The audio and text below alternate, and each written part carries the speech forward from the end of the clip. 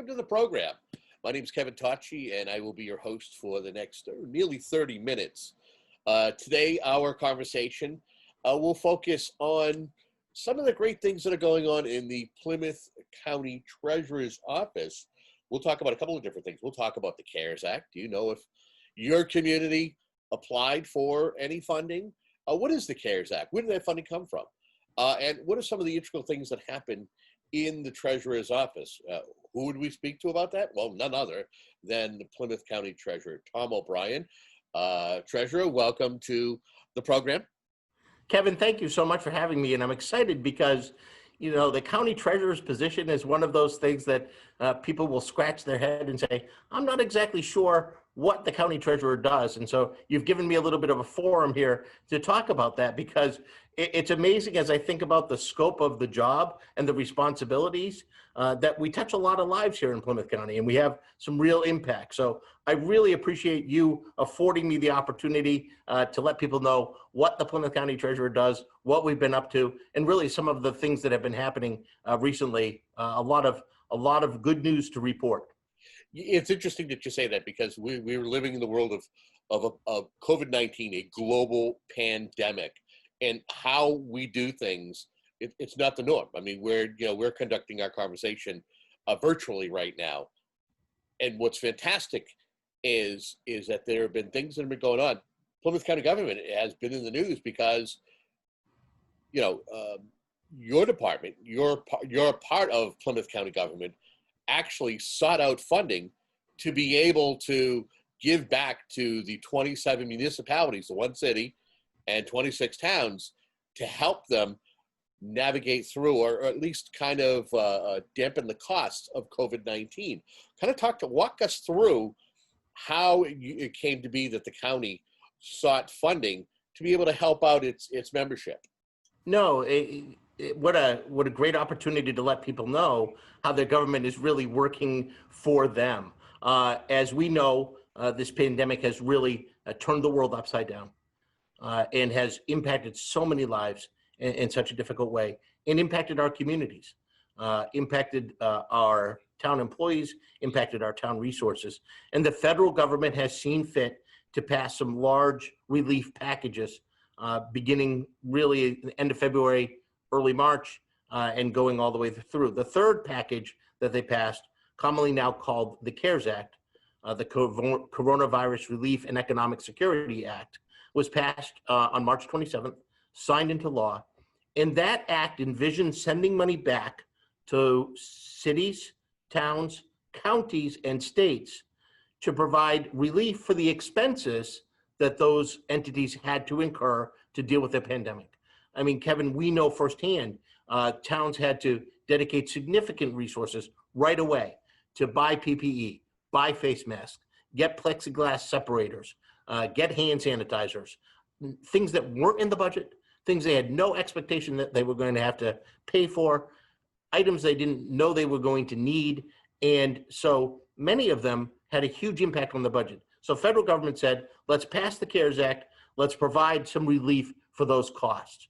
And that's what they did. Now, what's interesting is that they said, we want entities, governmental entities with a population more than 500,000 to have an opportunity to directly get some of those resources.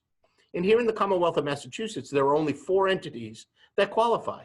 And a lot of people don't know that, because 500,000, while we think it's a big number, doesn't really come to mind all that often. And so the entities that are well eligible were the City of Boston, Bristol County, Norfolk County, and Plymouth County. Those are the 4 entities in Massachusetts that have that population and were eligible to apply for various reasons, not the least of which is administering these resources comes with a lot of rules, comes with a lot of regulations, constraints. You can imagine when the federal government sends money, they tell you exactly how you're supposed to spend it. And what's been interesting, and we'll touch base on this in a second, they change the rules occasionally. So you really have to be on your toes. People didn't necessarily want to deal with that. But the City of Boston said, we do, and they took their money. And Plymouth County had conversations with the federal government and with the state government and said, well, this money is set aside for Plymouth County, a little more than $90 million So we're not talking a small amount of money.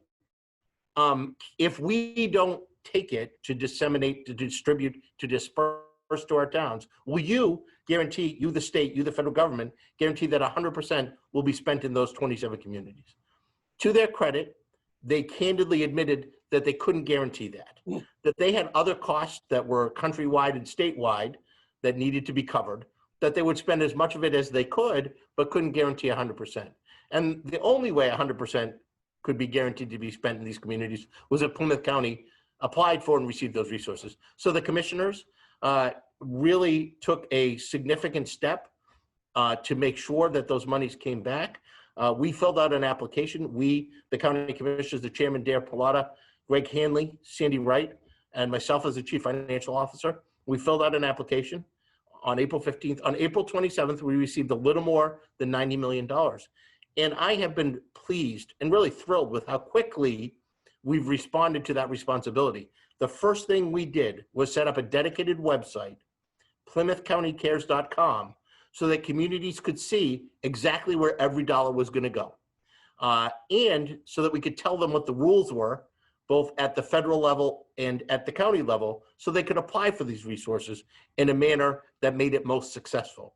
And so that website went up a few days after we received the money on a Friday. By Monday, that website was up and running. And it's been a great resource to our communities. And I'm also pleased to report that every single one of the 27 communities in Plymouth County has submitted a grant for some of those monies. Every single one. Think about that, Kevin. 100%. Not many other entities can say that. And so it's a real sign that we recognize the need, towns have this need, and we've been able to begin dispersing that money. In fact, a few weeks after we announced the program, our first submissions came in. The town of Marshfield, the town of Situate applied for monies, and a little bit more than a week later, we were bringing a check to their town hall to cover those costs. As I mentioned, and I want to touch base on this a little bit, because we're getting a lot of calls, and I get a lot of calls every day. This money has a very specific use. It has to be used for COVID expenses only that are incurred from March 1st until December 30th, and they cannot have been a previously budgeted item. And it had to be necessary as a result of the coronavirus pandemic. So our towns had a lot of questions. We posted a frequently asked questions component of our website. The federal government has been doing the same. We have to follow their rules. And where I mentioned they kept moving the goalposts on us is that they came out with a set of rules in April, and then they came out with an additional set of rules in May, and they came up with another set of rules at the end of May, and the most recent rules were issued on July 8th. So we've tried to be nimble and follow those rules and those guidance from the guidance that's issued from the federal government. And we serve as that resource for our cities and towns. Because imagine each of those 27 trying to figure this out on their own. Well, that's the job of the county. And so we're following those rules. We've got an application process for the town to submit to right on our website. And it's been a pretty thorough process, but a successful process as well. It's worth noting that you said to do a couple of towns that were very, very quick out of the gate to apply for the grant funding. Did it seem like it was a slow process for some communities because they didn't want to get caught between two government entities over the funding? Because initially I know the state was like, well, we could distribute that. And the county's like, well, we have the resources, the wherewithal to be able to do this. Did it seem like it was kind of slow for folks to act at first? I'm not sure that was the reason. I think it's more that the towns that were ready had segregated all their costs from the beginning of the pandemic, which was very visionary of them, because there was no sense of a CARES Act at the beginning of March. But a number of these communities said, hey, we're hoping there'll be relief. We can't guarantee it, but we're hoping. And if there is, we want to be ready. And so I think it was much more that they were just more prepared. They had all their invoices segregated. It met the guidelines that were issued. They knew they wouldn't be submitting for things that weren't related to COVID. So I would say it was much more that they were more prepared. The other towns are going through the process, and these rules are not easy to interpret. I get now probably 20 to 30 calls a day with questions, very reasonable questions, and we return all the calls and say, yes, that's something that's eligible, that's something that's not. What we're finding, Kevin, and this is interesting, is while the towns desperately need these resources, they also need revenue replacement monies. They've lost a lot of revenue. There are challenges that they're facing, and these monies specifically cannot be used for revenue replacement. And so what we found, our towns are coming and saying, hey, can we cover these salary costs? Can we cover this expense that isn't covered under the CARES Act? And so unfortunately, our answer has to be, by law, no. The federal government is beginning to hear the message. You know that the U.S. House passed the HEROES Act. That went over to the Senate. That had revenue replacement monies for our cities and towns. I think that was an excellent piece of legislation. The Senate has their own version now called the HEALS Act. We're still waiting to see the details of that. If you suffer from insomnia, Kevin, read any of these 400-page pieces of legislation because it's tough to slog through. One of my advantages is I was privileged and honored to serve in the Massachusetts House of Representatives for 10 years. So I'm used to reading these long pieces of legislation. So I've gone through them. I think the HEALS Act isn't quite as comprehensive as the HEROES Act, but it does a few things. I'm concerned, though, that the federal government does not realize the very real significant revenue needs these cities and towns, not just in Massachusetts, not just in New England, but around the country have. And I have to hope the federal government figures this out and gets its act together and maybe learns something from the delegation here in Plymouth County, because we have Democrats and Republicans that work exceedingly well together, because we realize our job is to represent our constituency, individual people in our cities and towns. And so, particularly in a time like this. So I cannot say enough about the elected officials at the local level and at the state level here in Plymouth County. It has been a pleasure to work with them and to make sure we get these resources out to our cities and towns. You know, it's interesting. You kind of mentioned that, you know, you get a lot of you've been getting a lot of phone calls, 20 or 30 at a time sometimes. What are some of the other things that are important when it comes to your office, some of the duties that you've kind of had to expand what you do to be able to do the CARES Act funding and you know, distribute that? What are some of the other things, the other provisions that you provide to the communities or that you do on a daily basis? Yeah, and again, I welcome the chance to have this conversation because, as I started and said, people just don't know the job of the county treasurer. Why necessarily should they? And maybe that's a compliment. If things are going well, then the treasurer is doing his job. You know, I liken it to a umpire at a baseball game. You know, if they're not complaining of balls and strikes, the umpire is probably doing his job. And so people just don't know the scope of this job and the responsibility. And I'm very fortunate that the electorate in Plymouth County has seen fit to allow me to serve.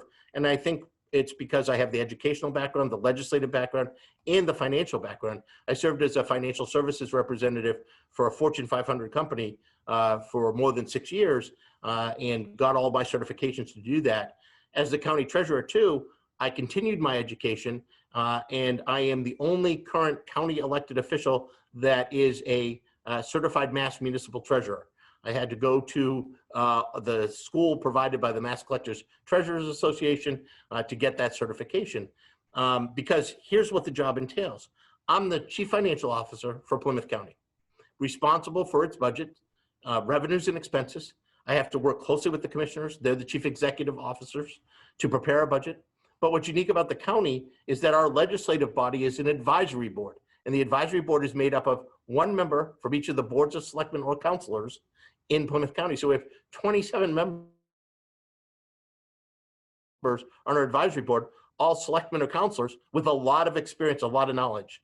And so we have to present a budget to them, answer their questions, get their ideas. A lot of good ideas come from them. So managing the county, and people then ask, well, what does the county do? We run the registry of deeds, and we have a great register of deeds, John Buckley. I know you've had him on your show a number of times and have talked to him, but we maintain and manage 3 courthouses in Plymouth County. We have a fire control airplane. A lot of people don't know that. We administer a lot of financial programs to my office, and I'll talk about that in a second. And then one of the things that we do is try and respond to the needs of our communities. One idea that came out of the town of Norwell in conjunction with the town of Hanover was the question about dealing with tick-borne illness.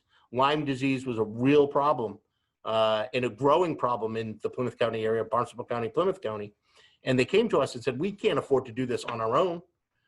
Is there something the county can do to help? And so the county commissioners worked with me to put into the budget a position, an entomologist, I call them a bug scientist or an insect scientist, to serve Plymouth County and to provide that resources to the schools, to the senior centers, to the health agents. We hired a young man, Blake Dinius, who graduated from Duxbury High School. So how keen and cool is that to have a Plymouth County resident and student come back and work for the county? And he's just such a great individual who helps educate all spectrums from senior citizens to school-age children. He's really remarkable. I've never met anybody who likes talking about insects as much as Blake Dinius. He was so excited one day, he came in, he found a particular type of beetle, and he said, Tom, look at this. And I tried to be excited, Kevin. I really tried, but he definitely was. So I do the finances for the county. In addition to that, however, and a very important part of the job is I serve as the treasurer and chairman of the Plymouth County Retirement Association. And between our active and inactive and disabled members, we have more than 11,000 members. Now, these are people that have served in our communities, and they are our policemen, our firefighters, the folks that work in general government, and this is their pension. And so I'm responsible for managing those resources.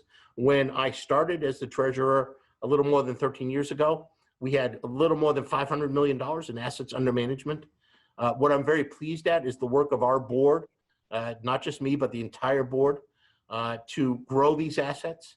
And I'm pleased to report that at our last meeting earlier this week, we have more than $1 billion in assets under management. So over some very difficult financial times, we've had some very good success managing those monies on behalf of our pensioners. I should also note at this point that people sometimes don't know that our employees here in Massachusetts, anybody hired after April 1st, 1996, is paying for the full cost of their pension and more. So sometimes there are people in the private sector that say, well, why do public sector employees get this pension? And they don't realize that we take 11% of their salary out of their salary and put it into this defined benefit plan and this pension fund to make sure they have a pension when they retire. It's been very successful, and we're pleased with our accomplishments here in Plymouth County. I could talk about that for a long time because pensions have a lot of nuances, but I think your question is more, what else do I do? I was asked early on in my tenure to serve as the treasurer for one of the largest joint purchase health groups in the Commonwealth of Massachusetts, the Mayflower Municipal Health Group. So I serve as the treasurer for that group. It's a joint purchase group that provides health insurance for more than 40 governmental entities. It's a $110 million a year enterprise. And we really pride ourselves, and I encourage people to go look at our website there, www.mmhg.org. We pride ourselves on providing excellent health insurance at a very reasonable cost. While the rest of the country was seeing 7, 8, 9, 10, 12% increases in their health insurance, and I'm sure you've heard those stories because you travel around, the Mayflower Municipal Health Group's increase last year was 2%. The year before that, 2%, and maybe 2.5%. So we've been able to contain costs, provide excellent insurance, and that's through the management of our steering committee, but the financial management that my office and my team brings to the table. We also provide the staff for the Mayflower Municipal Health Group, the county does, and I really want to give the 3 employees of the Mayflower Municipal Health Group a lot of credit. Sheila Avery, Kelly Morse Perez, Joyce Lewis, they work really hard to provide that service. And think about this, $110 million a year organization run by 3 people, 3 staff managing that program. And so we keep our costs lower than other joint purchase groups because we work harder, we work smarter, and provide a pretty good resource. And then, as if maybe that weren't enough, a few years ago, some selectmen at the advisory board came to a commissioners meeting and said, hey, we've got this new thing coming down the pike, other post-employment benefits, more commonly known as OPEB. And we don't have a lot of options about how to invest that, how to pay that liability down. What do we do? And so the commissioners looked at me and said, Tom, what do we do? How can we figure this out? So I used my team. We spent probably a year of research figuring out what a best alternative might be to the ones that existed. And I found out that out on the West Coast, they had come up with something called a public multi-employer trust. And so they got different levels of government together to invest and consolidate their resources, again, driving down the cost of management, driving down the cost of administration, and providing a better resource. And so I spent a number of months researching options. I was very fortunate to meet with and come across this organization called PARS, Public Agency Retirement Services. They were doing this program out in the West Coast. They're the largest one in the country. They'd already done all the work. They figured it out. They retained the services of a local law firm, Murphy, Hesse, Toomey, Lehane, to help create the program. They also brought to the table US Bank. We like to call it the largest bank you've never heard of. It's the 5th largest bank in the country, the largest manager of OPEB assets in the country. And to think about this, they work for us now. And so on January 15, 2015, and notice, Kevin, I try to do things with dates I can remember. So 1/15/15 is a date I can remember. I presented this program to the commissioners, and they took another bold step and said, you know what, we're going to be the first entity to do this in New England. And they voted to create the Plymouth County OPEB Trust, PCOT, for governmental entities. And as we were creating it, and this was fascinating, at least to me, and it's a bit, I get excited about this stuff, and then I have to remember, well, maybe not everybody does, but the county of Bristol, the county of Norfolk, and the county of Barnstable came to me and said, hey, that's a great idea. Could you make sure when you create it, we can participate as well? So the commissioners created this program, and governmental entities in those 4 counties are also allowed to join. So we thought, it's been 5 years, we thought, we'd have 7 groups, maybe we'd have $5 to $8 million in assets under management. But Kevin, we just added our 28th group, and we have more than $23 million in assets under management. And our rates of return have been significant, and our costs, because of the expertise of US Bank, are very low. We believe they're the lowest in New England. So I serve as the treasurer and the chairman of the finance committee for that entity. So that's what keeps me busy. Those are the items that I work on as a Plymouth County treasurer. And I really love what I do, because I know that it benefits people either through their health insurance or through their retirement or through programs the county can adopt that can help individual communities deal with whatever challenge they're facing. Or if the federal government comes up with a program, that we can be a resource to administer that program. You know, what's interesting is it seems like yesterday, but over a series of years, there were on and off again pushes to abolish county government. And then, part of the lip service was, well, there are other counties that have been abolished and they're fine. As you stand here as a county official, how proud are you as to some of the things, some of the accomplishments? Because you throughout our conversation, you have beamed with a lot of the different things that are being provided to the county, whether it's the CARES Act, whether it's OPEB or health, a health group. How important do people realize how much work is done on the county level for its membership? Yeah, Kevin, I don't think so, but partially because we don't really advertise ourselves very well. We're getting a little better at that. Yep. I think with the administration of the CARES Act, people will realize, oh, this is something they can do. And you maybe touched on it a little bit. I just can't believe how complimentary people have been to our administration of this program.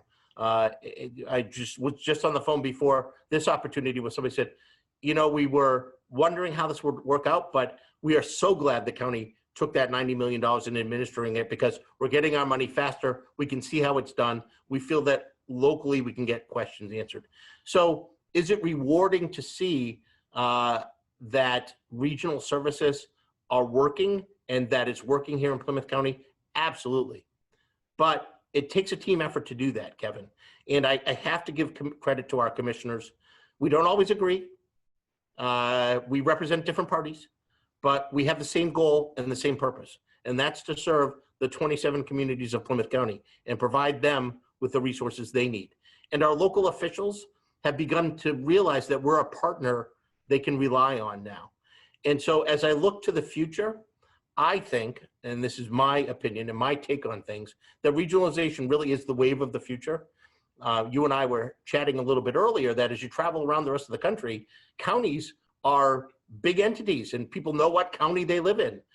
They know their county commissioners, they know their county treasurers. In fact, a fun little story, I had the chance to travel with some elected officials out to Arizona.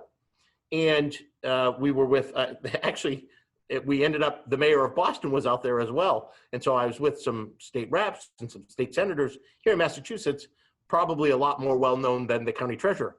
But when we were in Arizona, they introduced themselves as reps and senators. But when I was introduced as the county treasurer, it was like, oh, we have a county treasurer here. It's wow, we have a dignitary. I'm thinking, boy, we don't get this reaction back in Massachusetts. And so really around the rest of the country, counties are a big deal. They're a big enterprise. And that's because you can effectuate economies of scale, provide more resources for less money. And I just think that's the trend. Will it happen quickly here? No. Should it? No. But as communities have challenges, economic and fiscal challenges in front of them, I think they're going to realize that regional programs are a good idea and the county is going to be here for them. And that's what's most rewarding. I look out, it's interesting because you mentioned there are 14 counties in the Commonwealth of Massachusetts, 7 of them were abolished. I've talked to leaders, local leaders in a number of those. 3 of them have tried to recreate themselves because they're missing the benefits of the county. They don't have an enterprise that can hire an entomologist, run their registries of deeds, provide a fire control airplane, come up with innovative programs like Plymouth County OPEB Trust. And they desperately need that, particularly out in Western Massachusetts, where these small towns just can't provide all of these services on their own. So I think what's happening is Plymouth County is saying, boy, we're glad the county is here as a resource. You know, we've been here for more than 380 years. And I was in a conversation with Senate President Terry Murray, who said, you know what, they're going to be here for at least another 300 more.